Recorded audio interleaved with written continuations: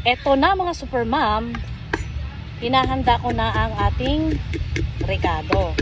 So, hinihiwa ko na ngayon ang bawang or garlic. Yan. Gusto sana lagyan ng ng luya, pero ayaw ng mga anak ko.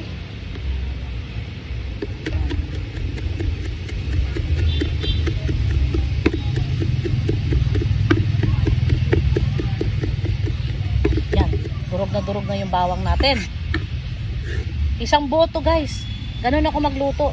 Yung isang buo ng bawang, inuubos ko yan kasi pag maraming bawang, masarap. Or hindi lang ako makontento kasi pag isa dalawa parang hindi ko ramdam na may lasa. Ayan.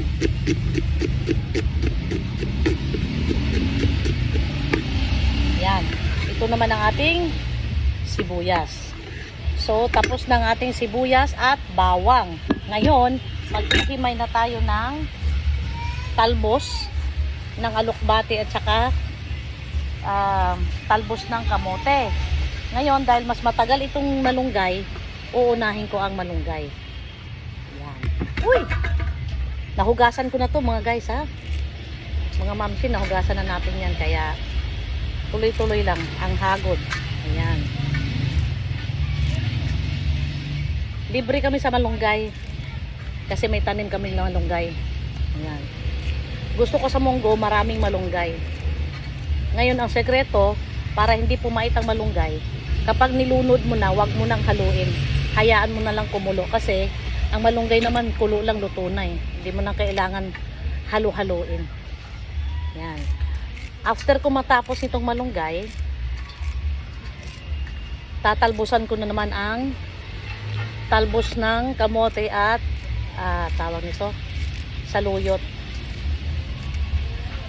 Unahin ko lang itong malunggay kasi medyo marami. Medyo matagal siyang himayin. Hihimayin ko to, babalikan ko to paghimay pag naigisa ko na ang baboy. Pero yung munggo, kanina ko pa sinalang ang munggo. Ayan. Ito lang medyo matagal-tagal ang haguran kaya inuna ko to.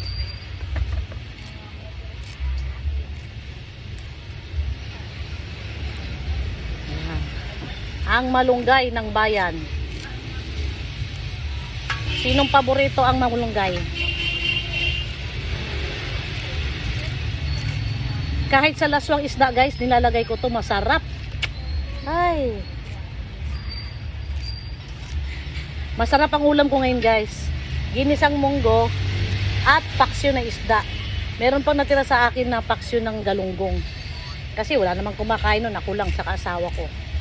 Mga anak ko hindi sila mahilig sa ganyang pagkain. Kahit anong pakain ko sa kanila. Nalalangsahan sila na kahit hindi naman malangsa. Yan.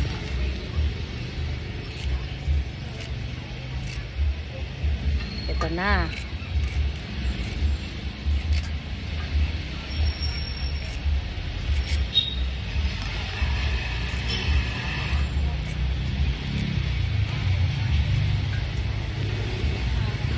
Last one.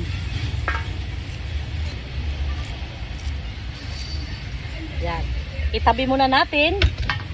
Magigisa na ako ng sibuyas, bawang at baboy. Para habang hinihimay ko yung malunggay na yan, dahil matagal matapos yung malunggay na yan, nagpapalambot na tayo ng baboy. Kasi ang munggo, naipalambot ko na. Ongoing na ngayon, pinakukuluan ko yung munggo para lumambot. Okay guys? So let's start saute the bawang and the sibuyas and the baboy.